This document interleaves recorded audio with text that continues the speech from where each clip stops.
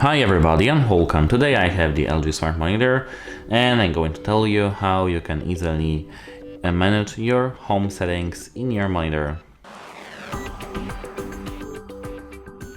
At first you have to enter the settings, and if you don't know how to enter the settings, check our channel because we have a video for that. Then scroll down to General here and now enter the system. Here, scroll down to additional settings, and now here enter home settings. Here we have the three options: power on screen, and we can click that, and here we have the home, which is it, or recent input. Here we have the home promotion.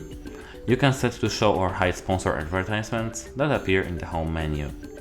We can, as you can see, disable or enable that. And here we have the content recommendation. Display content recommendation categories in the home menu.